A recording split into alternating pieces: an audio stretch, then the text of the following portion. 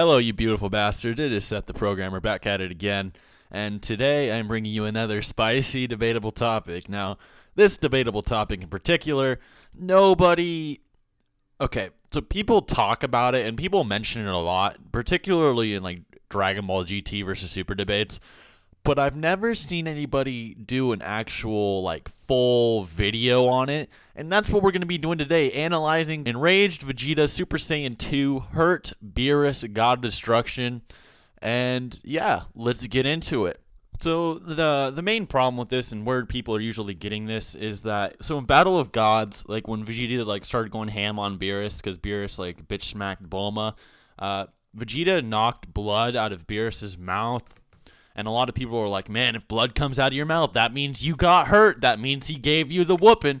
Now, okay, a lot of people that argue this aren't really the most athletically capable people, but just because you have blood get knocked out of your mouth doesn't mean you're actually injured. I know there's not a lot of fighters in the crowd here, but besides that, in Dragon Ball Super, which is the retcon of Battle of Gods, there is no blood that comes out of Beerus's mouth.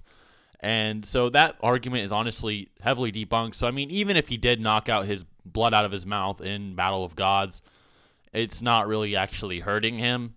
In Dragon Ball Super, he didn't even do that. He didn't even knock any blood out of his mouth. And then we also know that Beerus used about 1 through 10% on Enraged Vegeta. As you know, a lot of people get that famous amateur translation where it says that Beerus used 10% on Vegeta. It's actually confirmed that's 1%. You can even get one of your good buddies that took Japanese in high school or something to even tell you that. But he really said 1%, and you can even ask Kerms about this. Everyone says that it's 1%. But even if it is 10%, I'd like to bring this up. Vegeta didn't beat up Beerus when he was using 1 through 10%. Vegeta beat up Beerus when he was using less than 1 through 10%. Because when Beerus used 1 through 10%, with literally a flick of his fingers, he one-shotted Vegeta. So no, Vegeta did not surpass 1 through 10% Beerus. That's just how much power Beerus used to one-shot him. Even in Battle of Gods, when he used 1 through 10%, he literally just tapped on his forehead and he was out. So it was very clear that Beerus was suppressing himself. Now, a lot of people like to downplay Beerus, like, he had to use like 10% against Enraged Vegeta, so he couldn't have been that powerful.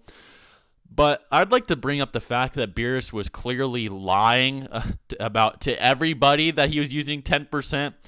Okay, so I actually have a very solid argument about this, and that argument is, okay, so Beerus obviously lies to everybody about everything. I don't know why he does it, but he's very manipulative. He's pretty intelligent, but he told Super Saiyan God Goku that he was going all out against him. He told Goku, yes, I'm using all my power against you. Let's do this. He was lying to Goku the entire time they were fighting. I'd also like to bring up the argument that Akira Toriyama also stated that Goku and Vegeta, he has no intention of them surpassing Beerus. Even with the Kaioken, Beerus was like, okay, I'm superior to you. Even as a Super Saiyan Blue Kaioken, he was like, I could still whoop your ass.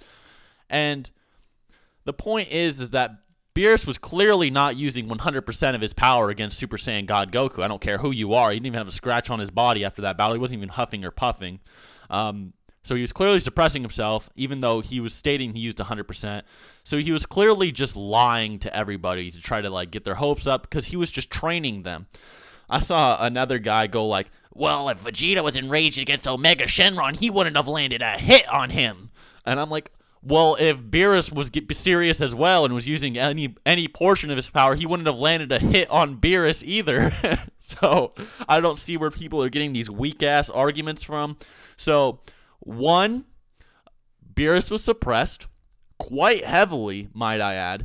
Vegeta did not hurt Beerus when he was using 1 through 10%. When Beerus did use 1 through 10%, he literally flicked Vegeta away. So no, Vegeta did not surpass those intervals of power.